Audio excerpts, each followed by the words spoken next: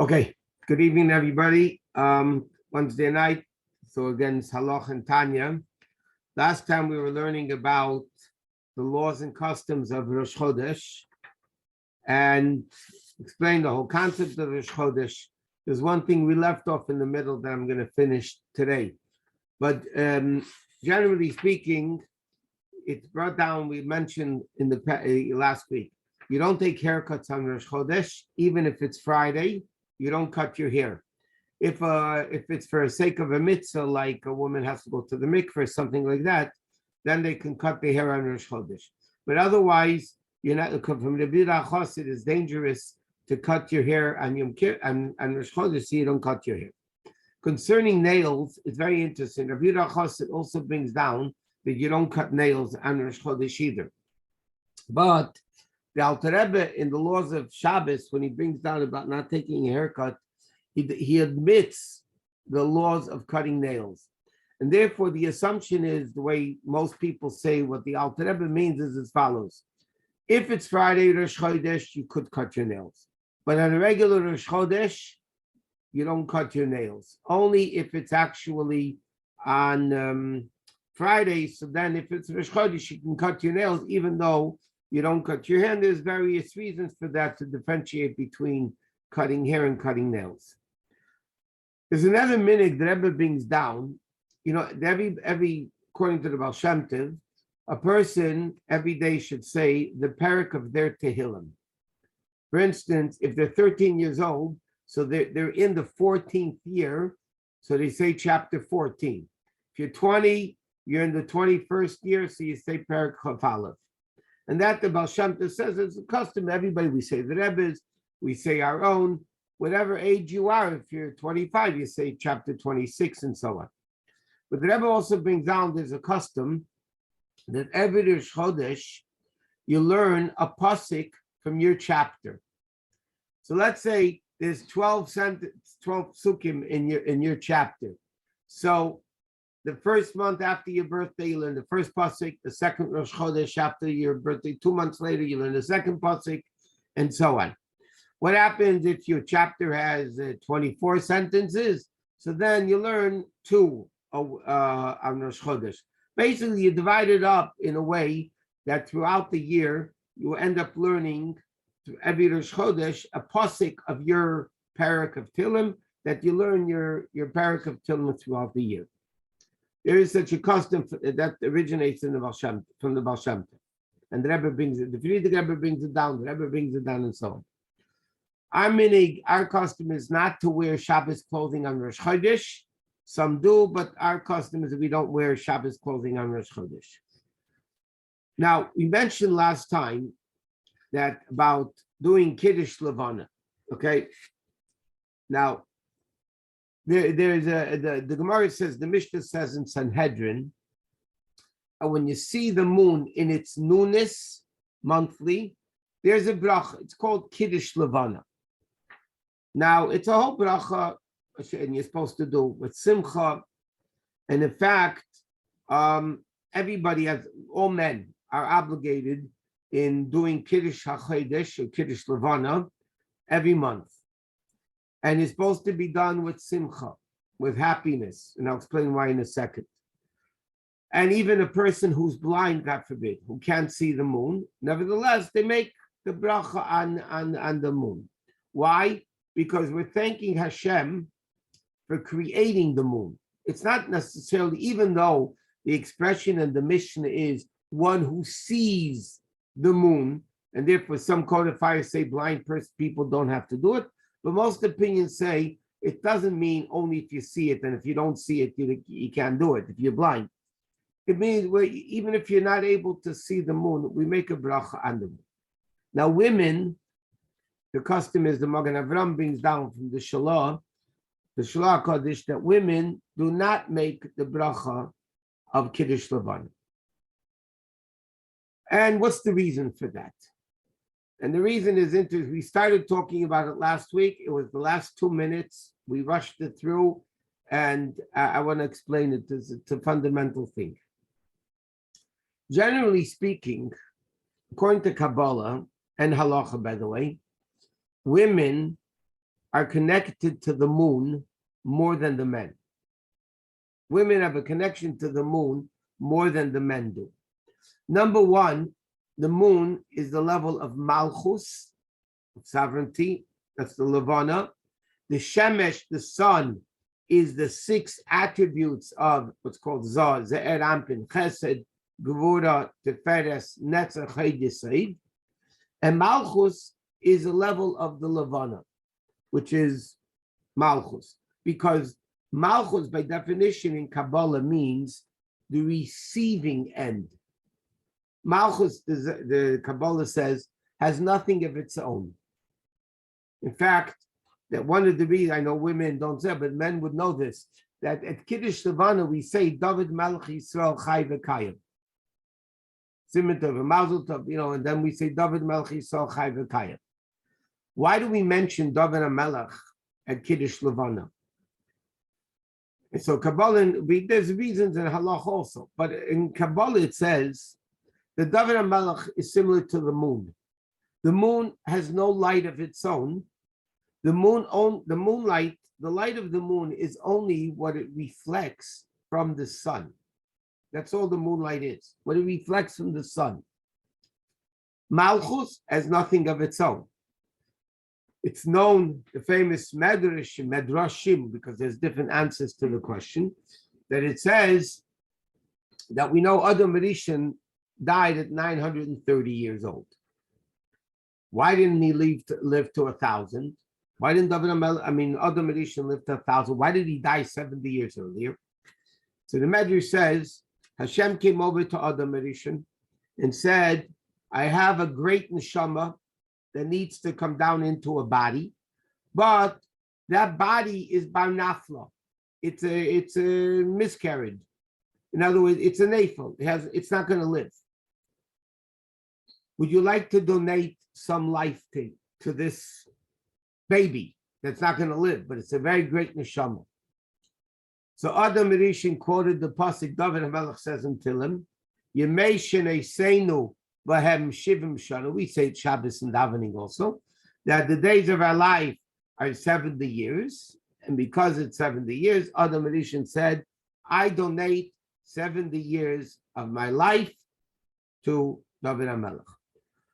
As we know, David HaMelech died at 70, Adam Rishon died at 930. In other places in Kabbalah, it says Avram gave life, Yitzchak gave some years, Yaakov gave years. But bottom line is, David HaMelech, which is the attribute of Malchus, has nothing of its own. The moon has no light of its own. It only gets its receiver from the sun. Now, when Hashem created the world, again, we mentioned this very briefly last week, and it's a basic concept in Chassidus, is very relevant to women also. And it'll also explain why women don't do Kiddush Lavana. Even though a lot of mitzvahs, they're not obligated, and they do. But Kiddush Lavana, it says in the Shalah, they don't do it. Why is this? On the 4th day of creation, it says in the pasuk, Vayas Hashem Elokim eshnei ha'ma'eres hagdolim. God made the 2 great luminaries.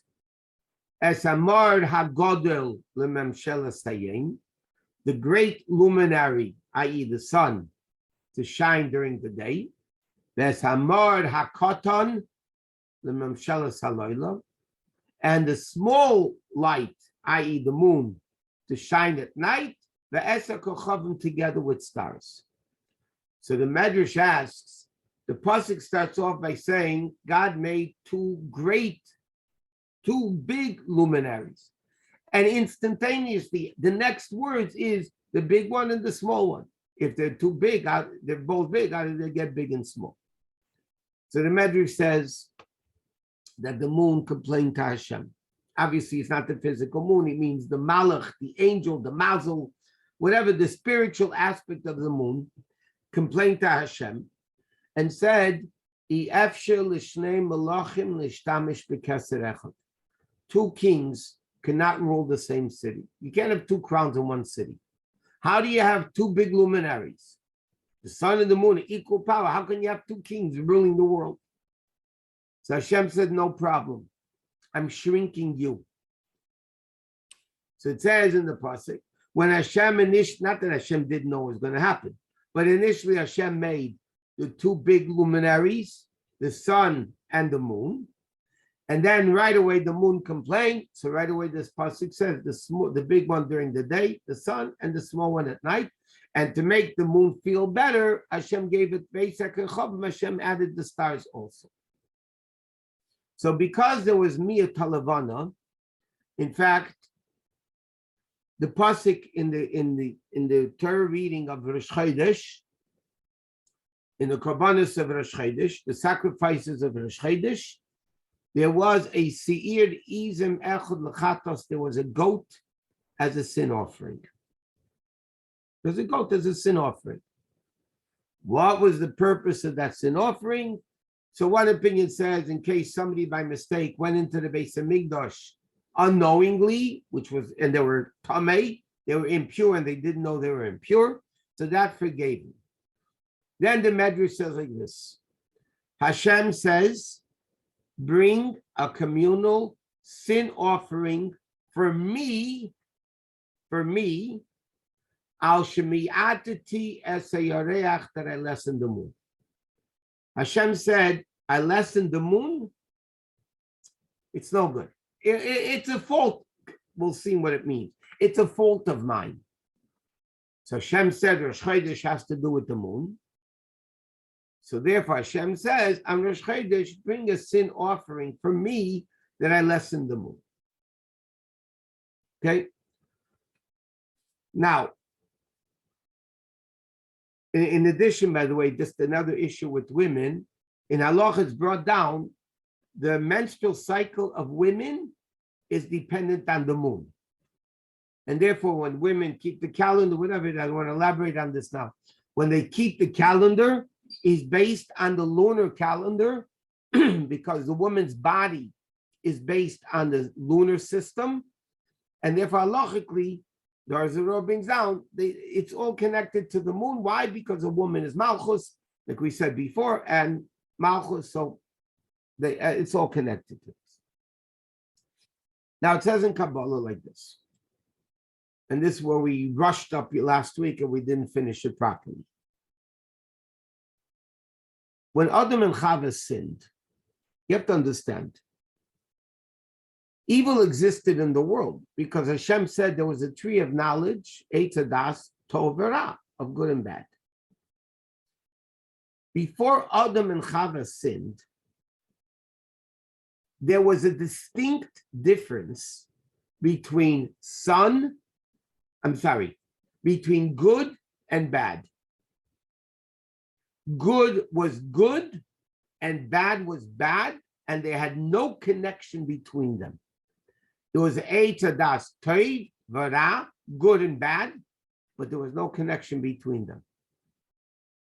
When Adam and Chava sinned with the tree and the original sin, what happened was, Kabbalah explains, that they homogenized actually, good and bad to the extent that there is no good without bad and there is no bad without good. In other words, the concept of evil's existence in the world to permeate the world at large came about because of the Eitz Hadas. And therefore, with such a grave sin, I mean, think about it. So he ate, according to Torah, it wasn't an apple. So he ate from the fruit of the tree. Big deal. I mean, come on. What did he do already? He ate from the tree. He ate a grape. He ate a fig. Whatever the esrog, different opinions, a wheat, whatever the different opinions are. What was so bad? Okay, God told him don't eat it, and he ate it. Big deal. I mean, okay, punish him a little bit. Death, the decree death into the world. Women deal the pain in birth, in birthing, and men, and all the problems in the world came about because a guy ate from the tree. So Chassidus explains, Eitz Hadas brought impurity into the world. Before the Eitz Hadas, good was good and bad was bad, it was not mingled. The homogenation, the mingling of good and evil in the world happened because of Eitz Hadas. So now, and by the way, that evil extended until Matan Torah. When Hashem gave the Torah, the Zohar says, the Medrash brings it down, Paska zu hamasam, the impurity stopped, meaning the impurity that came into the world at the time of the Eitz Hadas stopped at Matan Torah. Matan Torah purified the world to a pre-original sin time. What was the problem? 40 days later, they made the golden calf. The golden calf was the redoing of the original sin. And therefore Hashem said, anytime you guys are sick, I'm going to bring up the golden calf. What was so terrible about the golden calf? The golden calf redid what Matan Torah undid. Matan Torah undid the impurity of the world.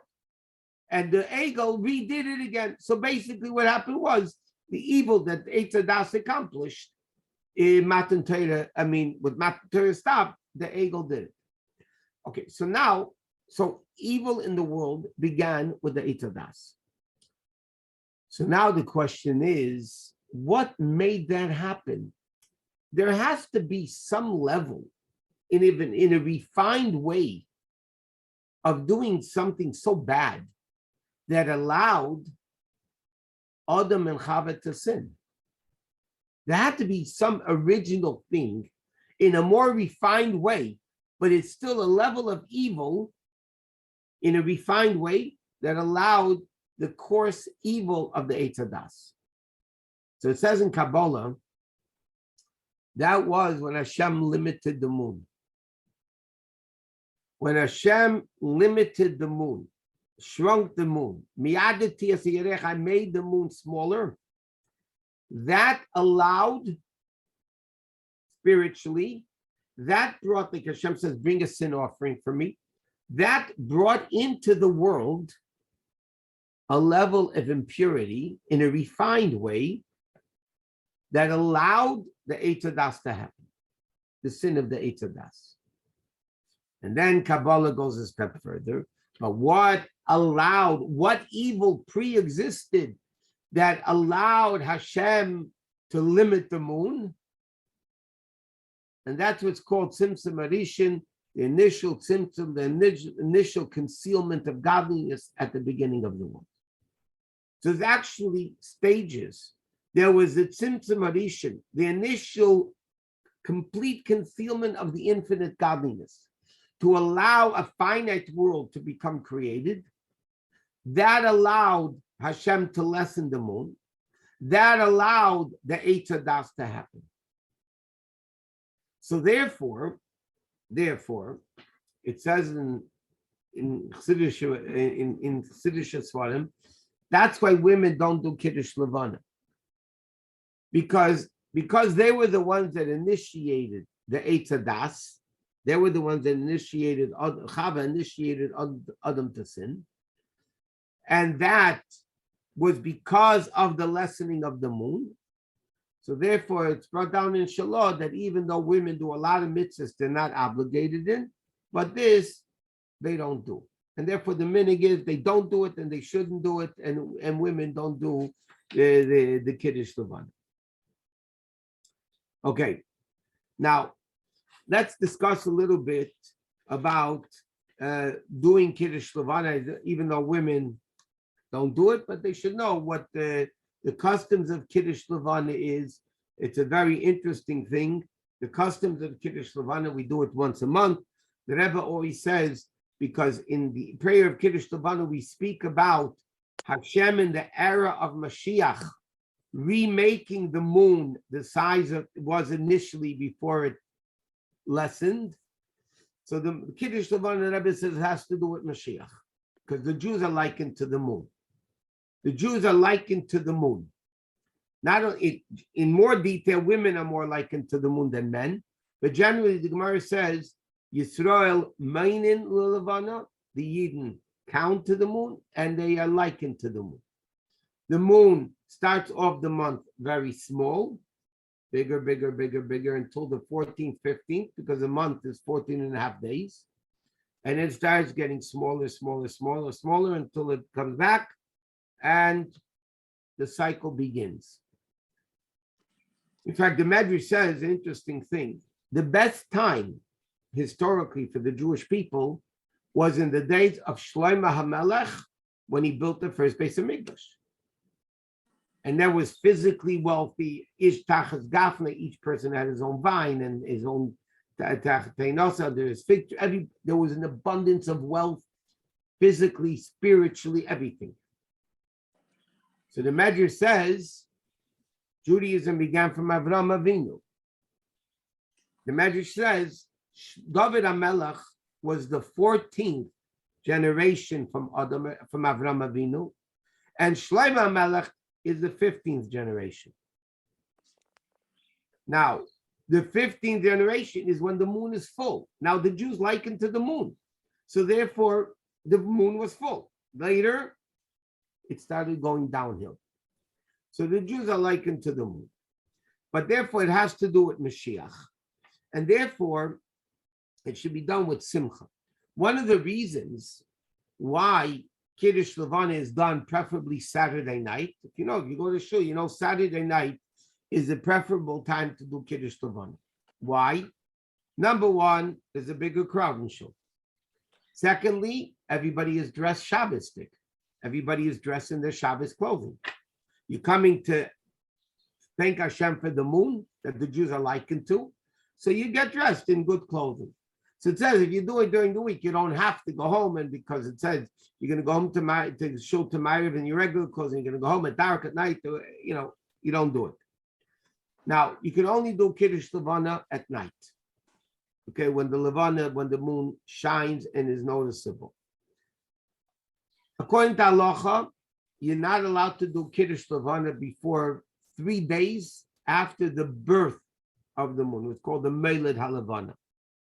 According to Kabbalah, we don't do it until after 7 days from the Levana, unless if it's winter time in many places, you can have winter storms like in Canada, Russia, in those places that you can have the winter a whole month that there's not one Levana showing.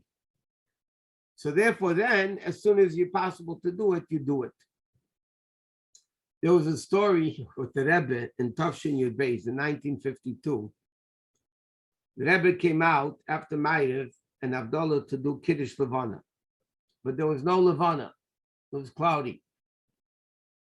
So the Rebbe said that one time by the previous Rebbe, it was cloudy, there wasn't the moon. So the Rebbe said, the previous Rebbe came out, and he said that by the Meir Prim Mishaner was a very great Pelush Tzaddik. It was also such a story that the clouds, he couldn't do Kiddush Lavana. So he said like this, the Meir Prim Mishaner said like this, this is a very cute story. When the Jews were in the desert, we know the clouds of glory surrounded the Jews on all 6 sides, underneath them, on top of them, underneath them, leveled the ground, killed all the snakes. Top of them gave them shade and protection from the sun and protection from the rain. The Jews were in a secular box. So the Meir Prim Mishaner said, how did the Jews do Kiddush Lavana for the 40 years in the desert? They couldn't see the moon. There were the clouds of glory covered them. So he said that when they had to do Kiddush Lavana, Moshe Rabbeinu came out. He took his handkerchief or something like that, and he waved it on the sky. The clouds cleared. The Jews did Kiddush Lavana with a visible moon, and then the clouds closed up again.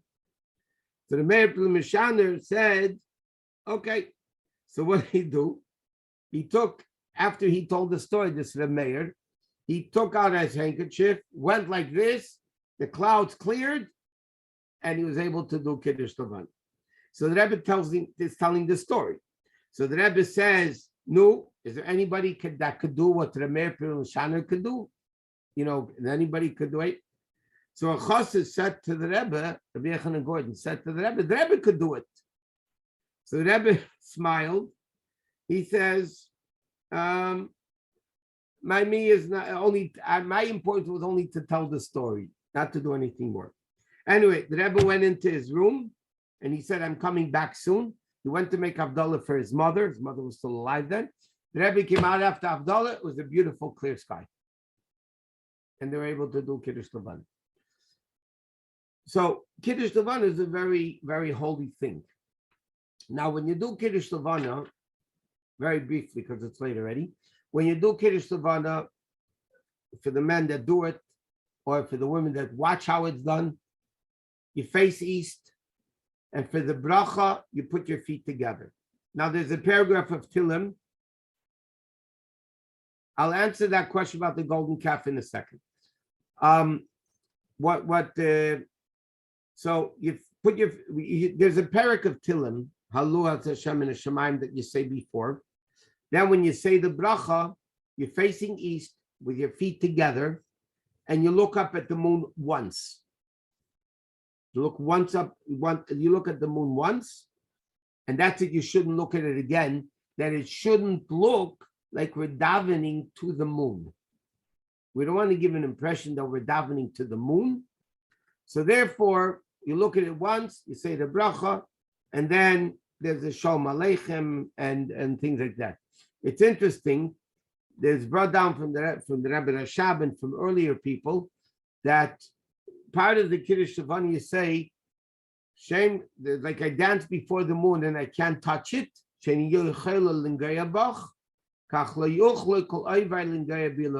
So just like I cannot jump up and look at the moon and touch the moon, same thing, my enemies should not be able to touch me. So it's brought down, you put your hand on your teeth when you say that, and it's a gula, it's good luck for tooth problems. The Rebbe used to do it after he heard it from the Friedrich Rebbe, he used to do it, and it's brought down that you're supposed to do it. That when you say Shem Shani Reiki Kanade Hani Yachel, I can't just take a dance opposite you, and I can't touch you. So the same thing, my enemy shouldn't touch me. So when you say my enemy shouldn't touch me, you put your hand on your teeth. To conclude with another interesting story with the Rebbe. After they landed on the moon, after people landed, the astronauts landed on the moon. So people were making a commotion about this phrase in Kiddush Lavana. It says, just like I dance opposite you and I can't touch you. So the same thing, my enemies shouldn't touch me. So he asked the question, now we could touch the moon. We could land on the moon, we could touch the moon. And this paragraph says we can't touch the moon. And the people were saying we should take it out. There's crazy things. The Rebbe at the Farbrengen, many years ago, spoke about it. And he said, with all due respect to all the people that want to change texts of davening, if you would learn the simple meaning of the word, you would understand it. The sentence doesn't say, I can't touch the moon. It says, just like I'm standing on earth and I'm dancing up, you pick up your feet 3 times like by Kedusha. Just like when I stand on earth, I'm dancing in front of you, and I can't touch you. The Rebbe said, no way in the world, in another, how many years, when an old man is jumping on earth, there's no way he's going to touch the moon. It doesn't say in the tefillah, we cannot touch the moon. It says, when I dance, I pick up my feet and dance up before you, I'm not able to touch you. That's never going to happen of a person standing on earth and touching the moon. There was a question asked, both questions were really the same question, and that was it. What caused the golden calf sin? The limiting of the moon? Yes, in Ochete Tadas, it was all part of that thing, and Matan Torah was not internalized within them, and therefore they ended up sinning in the golden calf. Okay, let's go to Tanya.